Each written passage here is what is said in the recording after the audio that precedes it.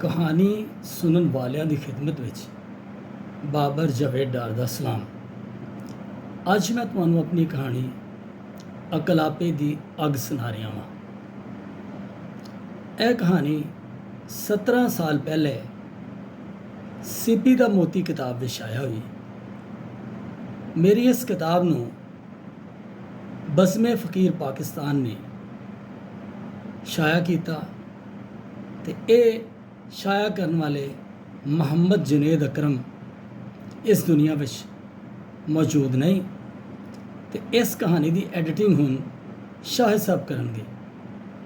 ਸ਼ਾਹਿਦ ਸਾਹਿਬ ਨੂੰ ਮੁਹੰਮਦ ਜੁਨੇਦ ਅਕਰਮ ਨੇ ਪੁੱਤਰਾਂ ਵਾਂਗ ਪਾਲਿਆ ਤੇ ਉਹਨਾਂ ਵੀ ਪੁੱਤਰਾਂ ਵਾਂਗ ਉਹਨਾਂ ਦੀ ਸੇਵਾ ਕੀਤੀ ਔਰ ਆਖਰੀ ਦਮ ਤੱਕ ਉਹਨਾਂ ਦੀ ਖਿਦਮਤ ਕੀਤੀ।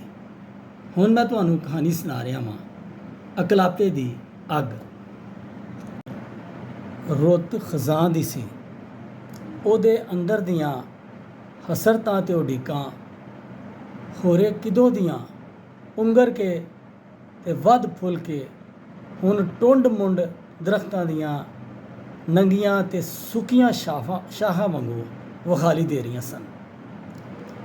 ਉਹ ਇੱਕ ਅਜਿਹੇ ਬੋੜ ਦੇ ਦਰਖਤ ਥੱਲੇ ਬੈਠਾ ਹੋਇਆ ਸੀ ਜਿਹੜਾ ਕਈ ਵਰ੍ਹਿਆਂ ਤੋਂ ਖਜੂਰ ਦੇ ਦਰਖਤ ਨੂੰ ਵਲੇਟਾ ਮਾਰ ਕੇ ਉਤਾਂਹ ਵੱਲ ਵਧਿਆ ਹੋਇਆ ਸੀ। ਉਹਨੂੰ ਜਦੋਂ ਵੀ ਅਕਲਾਬਾ ਡਸਦਾ ਉਹ ਇੱਥੇ ਆ ਕੇ ਬਹਿ ਜਾਂਦਾ। ਇਸ ਅਜੀਬੋ ਗਰੀਬ ਸੰਗਮ ਨੂੰ ਵੇਖ ਕੇ ਸੋਚੀ ਪੈ ਜਾਂਦਾ, ਪਰ ਅੱਜ ਤੇ ਇੱਥੇ ਆ ਕੇ ਵੀ ਉਹਨੂੰ ਤੜਫਾ ਲੱਗਾ ਹੋਇਆ ਸੀ। ਸਨਾਟੇ ਉਹਦੇ ਅੰਦਰ ਛਾਂ ਕਰਕੇ ਭੱਜਦੇ ਪਏ ਸਨ।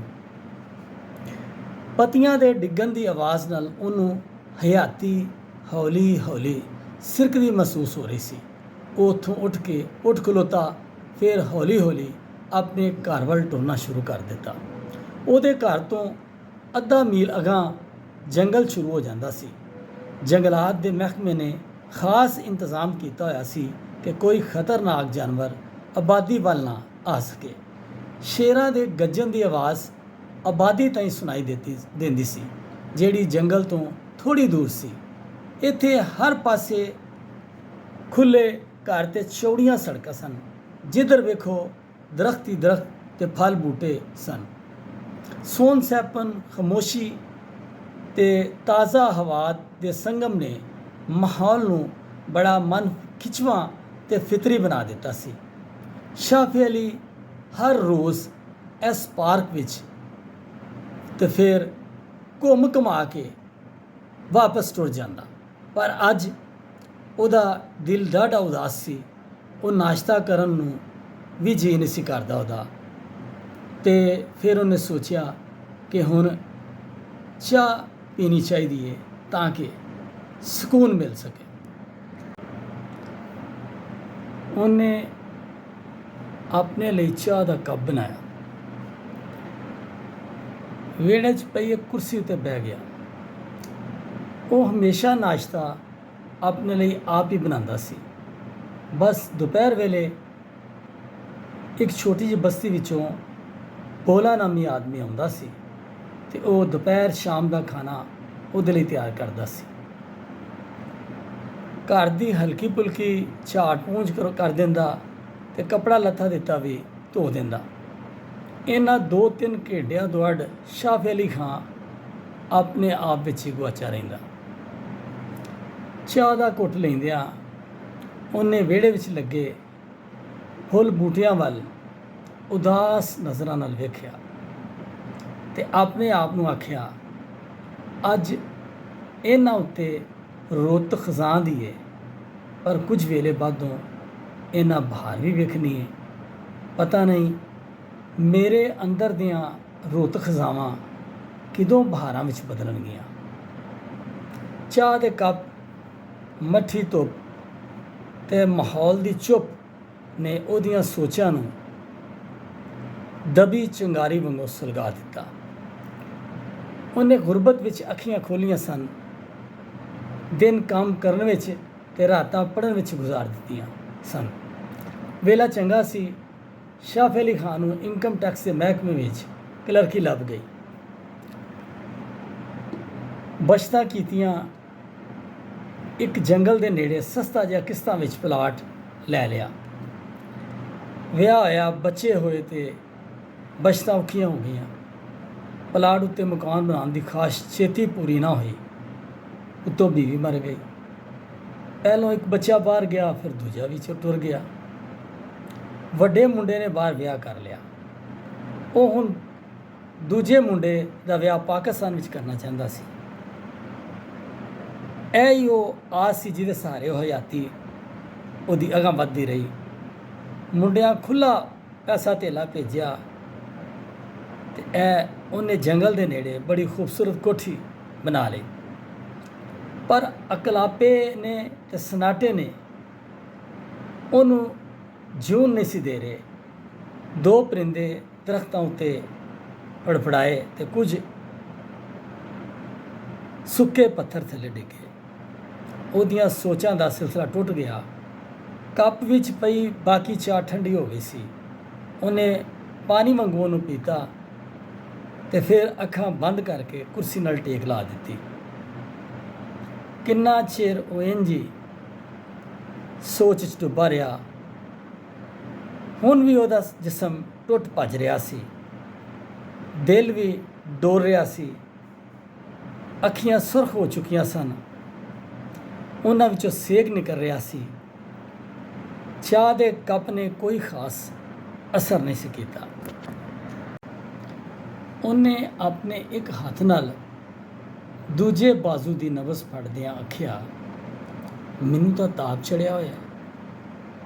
ਚਾਹ ਦੇ ਨਾਲ ਕਾਲਪੋਲ ਦੀ ਗੋਲੀ ਵੀ ਖਾਣੀ ਚਾਹੀਦੀ ਸੀ।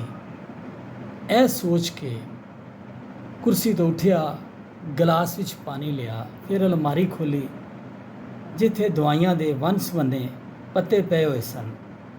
ਉਹ ਡਾਕਟਰ ਕੋਲ ਉਦੋਂ ਜਾਂਦਾ ਸੀ ਜਦੋਂ ਚੋਖਾ ਬਿਮਾਰ ਹੋ ਜਾਂਦਾ ਸੀ। ਉਹਨੇ ਉੱਥੋਂ ਕਾਲਪੋਲ ਦੀ ਗੋਲੀ ਲਈ, ਜ਼ਬਾਨ ਉੱਤੇ ਰੱਖੀ ਤੇ ਪਾਣੀ ਦੇ ਘੁੱਟ ਨਾਲ ਆਪਣੇ ਅੰਦਰ ਨਿਗਲ ਲਈ। ਫਿਰ ਉਹਦੀ ਨਜ਼ਰ ਅਲਮਾਰੀ ਵਿੱਚ ਇੱਕ ਪਾਸੇ ਰੱਖੇ ਖਤਾਂ ਦੇ ਬੰਡਲ ਉੱਤੇ ਪਈ। ਇਹ ਉਹਦੇ ਨਿੱਕੇ ਤੇ ਵੱਡੇ ਮੁੰਡੇ ਦੇ ਖਤ ਸਨ ਜਿਹੜੇ ਉਹਨਾਂ ਕੈਨੇਡਾ ਤੇ ਅਮਰੀਕਾ ਤੋਂ ਉਹਨੂੰ ਲਿਖੇ ਸਨ। ਉਹਨੇ ਇਹ ਸਾਰੇ ਖਤ ਸੰਭਾਲ ਕੇ ਰੱਖੇ ਹੋਏ ਸਨ। ਛੋਟੇ ਮੁੰਡੇ ਸਰਮਦ ਦੇ ਹੁਣ ਵੀ ਬੜੇ ਖਤ ਆਉਂਦੇ ਸਨ, ਪਰ ਵੱਡੇ ਮੁੰਡੇ ਅਹਿਮਦ ਨੇ ਜਦੋਂ ਦੀ ਗੋਰੀ ਵਿਆਹ ਲਈ ਸੀ, ਉਹ ਹੁਣ ਮਹੀਨਿਆਂ ਬਾਅਦ ਹੀ ਖਤ ਲਿਖਦਾ ਸੀ। ਉਹ ਵੀ ਚੰਦ ਸਤਰਾਂ ਦੇ ਰਸਮੀ ਖਤ। ਪਰ ਸਰਮਦ ਦੇ ਖਤਾਂ ਵਿੱਚ ਦੇਸ਼ ਦੀਆਂ ਯਾਦਾਂ, ਪਿਓ ਦੀ ਸ਼ਫਕਤ ਬਾਰੇ ਨਿੱਘੇ ਤੇ ਡੂੰਘੇ ਜਜ਼ਬਿਆਂ ਦਾ ਇਜ਼ਹਾਰ, ਮਰਹੂਮਾ ਮਾਂ ਦੀ ਆਪਣੇ ਨਾਲ ਮੁਹੱਬਤ ਵਿੱਚ ਲੰਘੇ ਵੇਲੇ ਦੀਆਂ ਗੱਲਾਂ, ਆਉਣ ਵਾਲੇ ਵੇਲੇ ਦੇ ਸੁਪਨੇ, ਸ਼ਾਫੀ ਅਲੀ ਸਭ ਕੁਝ ਪੜ੍ਹ ਕੇ ਬੜਾ ਖੁਸ਼ ਹੁੰਦਾ। ਸਰਮਦ ਉਹਨੂੰ ਵੰਨ-ਸੁਵੰਨੀਆਂ ਕਈ ਸ਼ੈਵਾਂ ਭੇਜਦਾ, ਪਰ ਉਹ ਹਰ ਵਾਰੀ ਇਹੀ ਲਿਖਦਾ ਕਿ ਉਹਨੂੰ ਕਿਸੇ ਸ਼ੈ ਦੀ ਲੋੜ ਨਹੀਂ, ਬਸ ਉਹ ਜਲਦ ਪਾਕਿਸਤਾਨ ਆ ਜਾਏ ਤਾਂ ਜੇ ਉਹਨਾਂ ਨੂੰ ਉਹ ਮਿਲ ਸਕੇ। ਉਹਨੂੰ ਅਹਿਮਦ ਦੀ ਧੀ ਤੇ ਆਪਣੀ ਪੋਤਰੀ ਜ਼ੈਨਬ ਨੂੰ ਮਿਲਣ ਦਾ ਬੜਾ ਚਾਅ ਸੀ। ਉਹ ਹੁਣ 10 ਵਰ੍ਹਿਆਂ ਦੀ ਹੋ ਗਈ ਸੀ। ਅਹਿਮਦ ਆਪਣੇ ਪਿਓ ਨੂੰ ਕਈ ਵਰ੍ਹਿਆਂ ਤੋਂ ਟਾਲਦਾ ਆ ਰਿਹਾ ਸੀ ਤੇ ਸਰਮਦ ਆਪਣੀ ਮਜਬੂਰੀਆਂ ਦਾ ਰੋਣਾ ਰੋਂਦਾ ਸੀ। ਬਸ ਇੰਝ ਹੀ ਕਿੰਨਾ ਵੇਲਾ ਲੰਘ ਗਿਆ। ਉਹਦੀਆਂ ਉਡੀਕਾਂ ਅਕਲਾਪੇ ਵਿੱਚ ਰਸ ਵਸ ਕੇ ਰੋਗ ਬਣਦੀਆਂ ਜਾ ਰਹੀਆਂ ਸਨ। ਉਹਨੇ ਪੁੱਤਰਾਂ ਦੇ ਖਤਾਂ ਦਾ ਬੰਡਲ ਚੁੱਕਿਆ, ਫਿਰ ਬੈੱਡ ਉੱਤੇ ਗੋਲ ਤਕੀਆ ਲਾ ਕੇ ਤੇ ਢੋਲ ਆ ਕੇ ਬਹਿ ਗਿਆ। ਉਹਨੇ ਸਾਰੇ ਖਤ ਆਪਣੇ ਸਾਹਮਣੇ ਖਿਲਾਰ ਦਿੱਤੇ। ਇੱਕ ਇੱਕ ਕਰਕੇ ਖਤਾਂ ਨੂੰ ਪੜ੍ਹਦਾ ਤੇ ਇੱਕ ਪਾਸੇ ਰੱਖਦਾ ਜਾਂਦਾ। ਕਦੀ ਮੁਸਕਰਾਉਂਦਾ ਤੇ ਕਦੀ ਉਦਾਸ ਹੁੰਦਾ ਤੇ ਕਦੀ ਬੇਚੈਨ ਹੁੰਦਾ। ਖਤਾਂ ਦੇ ਨਾਲ ਨਾਲ ਉਹਦੇ ਚਿਹਰੇ ਦੀ ਕੈਫੀਅਤ ਵੀ ਬਦਲਦੀ ਜਾਂਦੀ। ਹੁਣ ਉਹਦੇ ਹੱਥ ਖਤ ਸੀ ਜਿਹੜਾ ਉਹਨੂੰ ਕੁਝ ਮਹੀਨੇ ਪਹਿਲਾਂ ਮਿਲਿਆ ਸੀ ਤੇ ਬੜੀ ਤਫਸੀਲ ਨਾਲ ਲਿਖਿਆ ਗਿਆ ਸੀ। ਇਹ ਖਤ ਉਹਦੇ ਬੇਟੇ ਸਰਮਦ ਦਾ ਸੀ। ਉਹਨੇ ਖਤ ਪੜ੍ਹਨਾ ਸ਼ੁਰੂ ਕੀਤਾ। ਮੈਨੂੰ ਬਾਹਰ ਆਏ ਕਈ ਵਰ੍ਹੇ ਹੋ ਗਏ ਨੇ।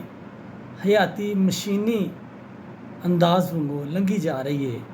ਪੈਸੇ ਦਾ ਗ੍ਰਾਫ ਉੱਚਾ ਹੁੰਦਾ ਜਾ ਰਿਹਾ ਹੈ, ਪਰ ਮੇਰੇ ਅੰਦਰ ਹੋਰ ਪੈਸੇ ਕਮਾਉਣ ਦੀ ਖਾਸ਼ ਵੀ ਵੱਧਦੀ ਜਾ ਰਹੀ ਹੈ। ਦਿਲ ਕਰਦਾ ਹੈ ਕਿ ਬਸ ਤੁਹਾਡੇ ਕਦਮਾਂ ਵਿੱਚ ਪੈਸਿਆਂ ਦਾ ਢੇਰ ਲਾ ਦਿਆਂ। ਤੁਸੀਂ ਸਾਰੀ ਜ਼ਿੰਦਗੀ ਥੋੜ੍ਹੀ ਜਿਹੀ ਤਨਖਾਹ ਵਿੱਚ ਗੁਜ਼ਾਰਾ ਕੀਤਾ ਹੈ। ਮਹੀਨੇ ਦੇ ਆਖਰੀ 15 ਦਿਨ ਤੁਸੀਂ ਇੱਕ ਇੱਕ ਕਰਕੇ ਪਹਿਲੀ ਤਰੀਕ ਦੀ ਉਡੀਕ ਵਿੱਚ ਗੁਜ਼ਾਰਦੇ ਸੋ। ਤੁਹਾਡੀ ਸਾਰੀ ਹਯਾਤੀ ਇਸ ਉਡੀਕ ਦੀ ਨਜ਼ਰ ਹੋ ਗਈ। ਉਸ ਲੰਘੀ ਹਯਾਤੀ ਨੂੰ ਪਲਟਾਇਆ ਤਾਂ ਨਹੀਂ ਜਾ ਸਕਦਾ। ਮੈਂ ਚਾਹੁੰਦਾ ਕਿ ਤੁਸੀਂ ਆਪਣੀ ਆਉਣ ਵਾਲੀ ਹਯਾਤੀ ਨੂੰ ਭਰਵੇਂ ਅੰਦਾਜ਼ ਨਾਲ ਗੁਜ਼ਾਰੋ। ਮੈਂ ਇੱਕ ਬੰਡਲ ਭੇਜ ਰਿਹਾ, ਜਿਹਨੂੰ ਤੁਸੀਂ ਖੋਲੋਗੇ ਤੇ ਤਾਂ ਤੁਹਾਡੀ ਤਬੀਅਤ ਖੁਸ਼ ਹੋ ਜਾਏਗੀ। ਪੈਸੇ ਵੀ ਘੱਲ ਰਿਹਾ ਵਾਂ। ਇੱਕ ਗੱਲ ਦਾ ਮੈਨੂੰ ਇਤਰਾਫ ਹੈ ਕਿ ਅਜੇ ਤਾਈਂ ਇੱਥੇ ਮੇਰਾ ਦਿਲ ਨਹੀਂ ਲੱਗਾ। ਇੱਥੋਂ ਦਾ ਮਾਹੌਲ ਮੈਨੂੰ ਓਪਰਾ ਓਪਰਾ ਲੱਗਦਾ ਹੈ। ਹਰ ਬੰਦਾ ਆਪਣੇ ਆਪਣੇ ਦਾਇਰੇ ਵਿੱਚ ਬੱਝਾ ਘੁੰਮੀ ਜਾ ਰਿਹਾ ਹੈ। ਦੁੱਖ ਦਰਦਾਂ ਤੇ ਮੁਹੱਬਤਾਂ ਦੀ ਕਿਤੇ ਸਾਂਝ ਵਿਖਾਈ ਨਹੀਂ ਦਿੰਦੀ। ਕਦੀ ਕਦਾਰ ਮੈਂ ਇਸ ਸਾਰੇ ਮਾਹੌਲ ਤੋਂ ਉਕਤਾ ਜਾਂਦਾ ਵਾਂ, ਪਰ ਵਾਪਸ ਆਉਣਾ ਕੋਈ ਸੌਖਾ ਤੇ ਨਹੀਂ। ਮੇਰੇ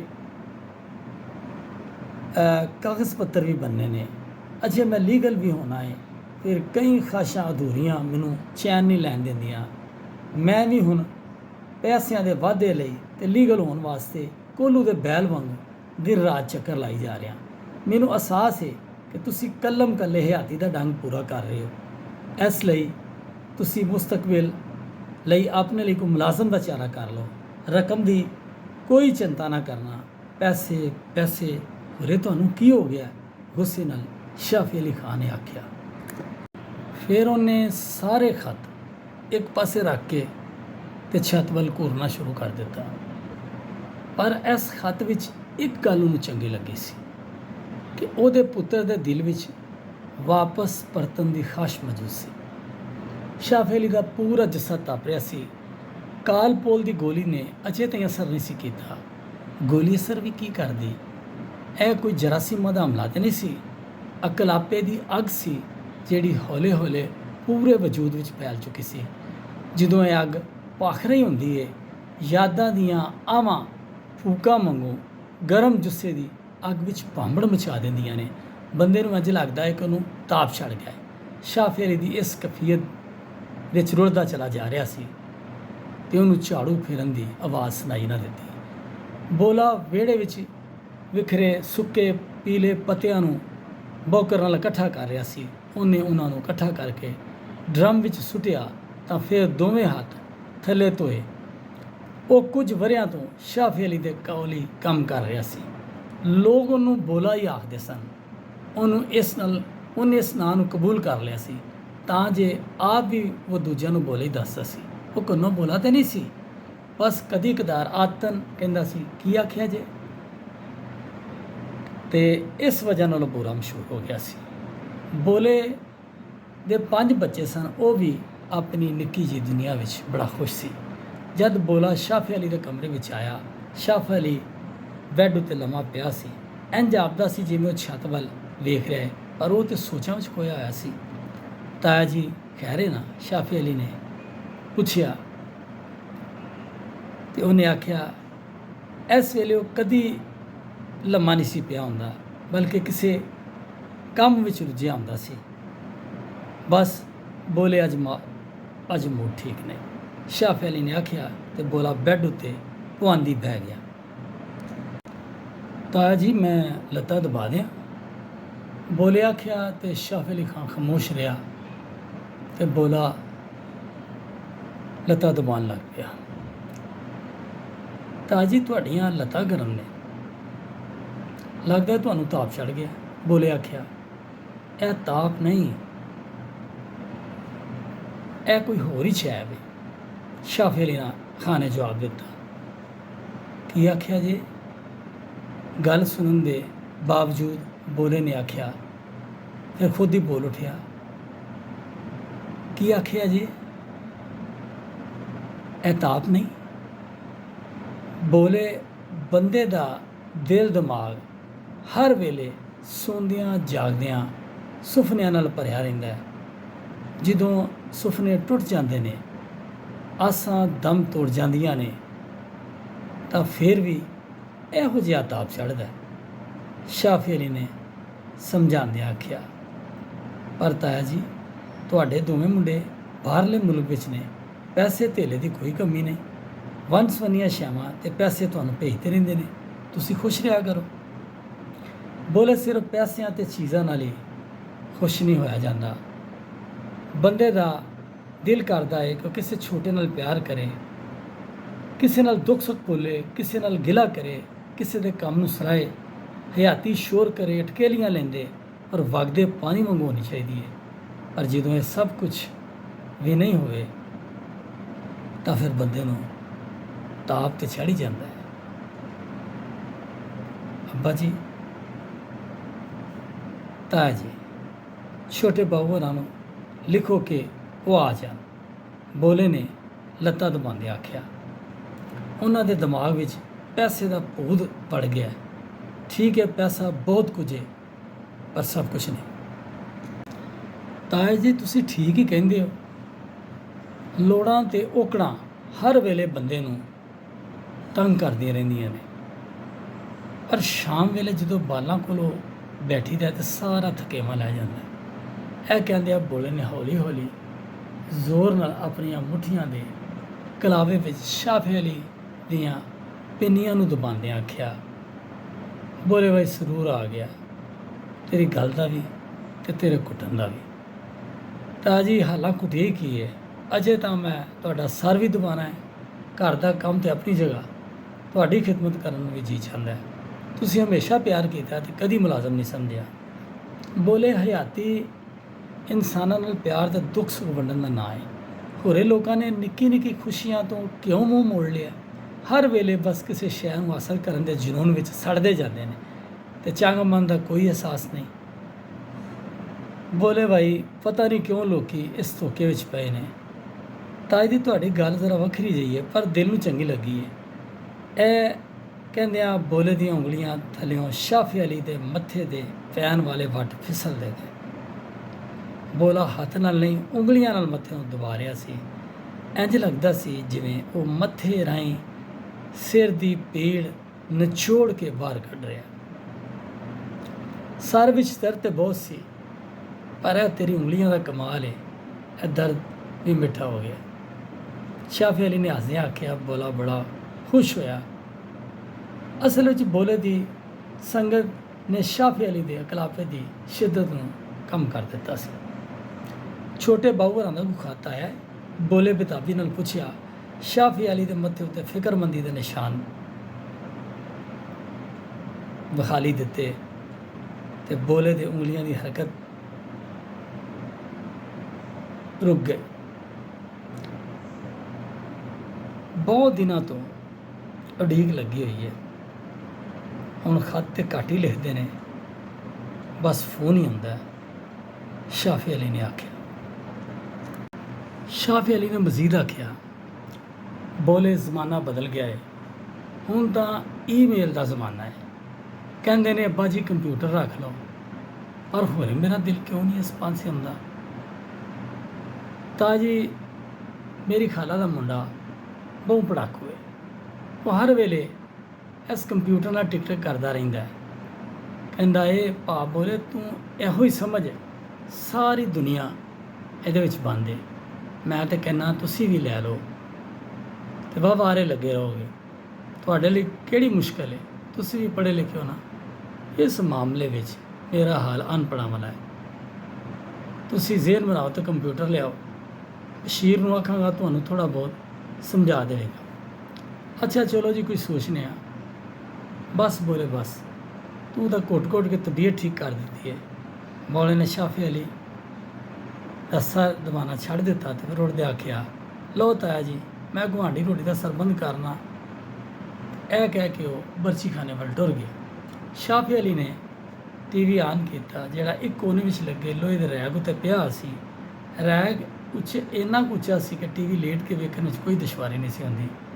ਇਸ ਲਈ ਸ਼ਾਫੀ ਅਲੀ ਲੇਟ ਕੇ TV ਵੇਖਣ ਲੱਗ ਪਿਆ ਅਤੇ ਕਾਫੀ ਵੇਲਾ ਲੰਘ ਗਿਆ। ਤਾਂ ਜੀ ਹਾਂਡੀ ਪਕਾ ਦਿੱਤੀ ਹੈ, ਰੋਟੀ ਟੇਬਲ 'ਤੇ ਲਾ ਦੇਵਾਂ? ਬੋਲੇ ਨੇ ਆਖਿਆ। ਨਹੀਂ ਬੋਲੇ, ਤੂੰ ਜਾ, ਅਜੇ ਮੇਰਾ ਰੋਟੀ ਖਾਣ ਨੂੰ ਦਿਲ ਨਹੀਂ ਕਰਦਾ। ਸ਼ਾਫੀ ਨੇ ਆਖਿਆ ਤੇ ਬੋਲਾ ਟੁਰ ਗਿਆ। ਬੋਲੇ ਦੇ ਜਾਣ ਤੋਂ ਕਾਫੀ ਦੇਰ ਬਾਅਦ ਸ਼ਾਫੀ ਅਲੀ ਨੇ ਥੋੜ੍ਹੀ ਜਿਹੀ ਰੋਟੀ ਖਾਧੀ ਤੇ ਫਿਰ ਸ਼ਾਮ ਤਾਂ ਹੀ ਬੈੱਡ ਉੱਤੇ ਲੰਮਾ ਪਿਆ ਟੀਵੀ ਵੇਖਦਾ ਗਿਆ। ਸ਼ਾਮ ਵੇਲੇ ਟੈਲੀਫੋਨ ਦੀ ਘੰਟੀ ਵੱਜੀ। ਹੈਲੋ, ਸਰਮਦ ਪੁੱਤਰ ਏ, ਅੱਲਾ ਖੁਸ਼ ਰੱਖੇ। ਸ਼ਾਫੀ ਅਲੀ ਨੇ ਬੈੱਡ ਦੇ ਨਾਲ ਪਏ ਟੈਲੀਫੋਨ ਉੱਤੋਂ ਰਿਸੀਵਰ ਚੁੱਕਦਿਆਂ ਆਖਿਆ, ਅੱਬਾ ਜੀ ਤੁਹਾਡਾ ਕੀ ਹਾਲ ਹੈ? ਸਰਮਦ ਦੀ ਆਵਾਜ਼ ਰਿਸੀਵਰ ਵਿੱਚ ਸੁਣਾਈ ਦਿੱਤੀ, ਬਸ ਪੁੱਤਰ ਠੀਕ ਹੈ। ਤੁਹਾਡੀ ਆਵਾਜ਼ ਕੁਝ ਬਦਲੀ ਤੇ ਭਾਰੀ ਭਾਰੀ ਲੱਗ ਰਹੀ ਹੈ। ਤਬੀਅਤ ਤਾਂ ਠੀਕ ਹੈ ਅੱਬਾ ਜੀ? ਕੋਈ ਫਿਕਰ ਦੀ ਗੱਲ ਨਹੀਂ, ਬਸ ਜ਼ਰਾ ਟੈਂਪਰੇਚਰ ਹੋ ਗਿਆ। ਆਪਣਾ ਖਿਆਲ ਰੱਖੋ, ਕੋਈ ਮੁਸਤਕਿਲ ਮੁਲਾਜ਼ਮ ਰੱਖ ਲਓ। ਬੋਲਾ ਤਾਂ ਵਕਤੀ ਤੌਰ 'ਤੇ ਤੁਹਾਡੇ ਕੋਲ ਹੈ, ਬੋਲੇ ਦੇ ਹੁੰਦਿਆਂ ਕਿਸੇ ਹੋਰ ਮੁਲਾਜ਼ਮ ਦੀ ਲੋੜ ਨਹੀਂ। ਤੂੰ ਆਪਣੀ ਸੁਣਾ ਪੁੱਤਰ, ਉੱਥੇ ਜੀ ਲੱਗਾ ਹੀ ਕਿ ਨਹੀਂ? ਮੁੱਢ ਵਿੱਚ ਤੇ ਹਰ ਵੇਲੇ ਉਖੜਿਆ ਰਹਿੰਦਾ ਸਾ, ਪਰ ਹੁਣ ਕੀ ਵੇਲਾ ਲੰਘਣ ਦੇ ਨਾਲ ਨਾਲ ਕਈ ਗੱਲਾਂ ਵੀ ਸਮਝ ਆਉਣੀ ਸ਼ੁਰੂ ਹੋ ਜਾਂਦੀਆਂ ਨੇ। ਹਕੀਕਤ ਪਸੰਦੀ ਨਾਲ ਸੋਚਣਾ ਬੜਾ ਜ਼ਰੂਰੀ ਹੈ। ਬਿਲਕੁਲ ਬੇਟਾ, ਬਿਲਕੁਲ ਬੇਟਾ। ਜਿੱਥੇ ਬਚਪਨ ਲੜਕਪਨ ਲੰਘਿਆ ਹੁੰਦਾ ਹੈ, ਉਹ ਵੇਲਾ ਤੇ ਮਕਾਮ ਕਿਸੇ ਖੁਸ਼ਬੂ ਵਾਂਗੂ ਬੰਦੇ ਵਿੱਚ ਰਚੇ ਹੁੰਦੇ ਨੇ। ਬੰਦਾ ਲੱਖ ਚਾਹੇ ਉਹਦੇ ਵਿੱਚੋਂ ਬਾਹਰ ਨਹੀਂ ਆ ਸਕਦਾ। ਉਹ ਤਾਂ ਗੱਲ ਠੀਕ ਹੈ ਅੱਬਾ ਜੀ, ਪਰ ਕੀ? ਤੂੰ ਫਿਕਰ ਨਾ ਕਰ, ਤੇਰੀ ਪਸੰਦ ਤੇ ਨਾ ਪਸੰਦ ਦਾ ਪੂਰਾ ਪਤਾ ਹੈ। ਕੀ ਹੋਇਆ ਜੇ ਤੇਰੀ ਮਾਂ ਨੇ? ਸ਼ਾਫੀ ਅਲੀ ਮਜ਼ੀਦ ਆਖਿਆ, ਤੂੰ ਬਸ ਪਾਕਿਸਤਾਨ ਪਹੁੰਚਣ ਵਾਲੀ ਗੱਲ ਕਰ, ਸਾਰਾ ਇੰਤਜ਼ਾਮ ਮੈਂ ਆਪੇ ਕਰ ਲਵਾਂਗਾ। ਤੂੰ ਐਵੇਂ ਸ਼ਰਮਾਨ ਲੱਗ ਪਿਆ, ਮਗਰ ਵਿੱਚ ਰਹਿ ਕੇ ਵੀ ਤੂੰ ਇੰਜ ਦਾ ਇੰਜ ਹੀ ਹੈ। ਚੰਗੀ ਗੱਲ ਹੈ ਪੁੱਤਰਾ, ਨੂੰ ਇੰਜ ਦਾ ਹੀ ਹੋਣਾ ਚਾਹੀਦਾ ਹੈ। ਕੁਝ ਦੇਰ ਸ਼ਾਫੀ ਅਲੀ ਰਿਸੀਵਰ ਵਿੱਚ ਕੋਈ ਆਵਾਜ਼ ਨਾ ਆਈ ਤੇ ਉਹ ਸਰਮਦ ਨੂੰ ਕਹਿੰਦਾ ਹੈ, ਕੀ ਗੱਲ ਹੈ ਤੂੰ ਚੁੱਪ ਹੋ ਗਿਆ ਪੁੱਤਰ? ਅੱਬਾ ਜੀ ਮੈਂ ਤੁਹਾਨੂੰ ਕੁਝ ਕਹਿਣਾ ਚਾਹੁੰਦਾ ਵਾਂ। ਚਲੋ ਫੇਰ ਵਾਲੀ ਕਿਹੜੀ ਗੱਲ ਹੈ? ਤੂੰ ਗੱਲ ਕਰਕੇ ਦੱਸ, ਜਿਵੇਂ ਤੂੰ ਚਾਹੇਗਾ ਉਂਝ ਹੀ ਹੋਵੇਗਾ। ਅੱਬਾ ਜੀ ਤੁਸੀਂ ਇੱਥੇ ਆਓ ਨਾ, ਇੱਥੇ ਸਫਾਈ ਵੇਖ ਕੇ ਤੁਹਾਡਾ ਦਿਲ ਖੁਸ਼ ਹੋ ਜਾਏਗਾ। ਹਰ ਕਿਸਮ ਦੀ ਸਹੂਲਤ ਇੱਥੇ ਮੌਜੂਦ ਹੈ। ਜਿੰਦੇ ਰਹੋ ਪੁੱਤਰੋ, ਤੁਸੀਂ ਹੁਣ ਮੇਰੇ ਕੋਲ ਆਓ, ਮੈਨੂੰ ਸਿਰਫ ਤੁਹਾਡੀ ਉਡੀਕ ਹੈ। ਅੱਬਾ ਜੀ ਇਹ ਇੱਕ ਫਲਾਈ ਰਿਆਸਤ ਹੈ, ਇੱਥੇ ਮੈਡੀਕਲ ਸਹੂਲਤਾਂ ਨੇ, ਬੰਦਿਆਂ ਦਾ ਹਰ ਕਿਸਮ ਦਾ ਹੱਕ ਉਹਨਾਂ ਨੂੰ ਮਿਲਦਾ ਹੈ।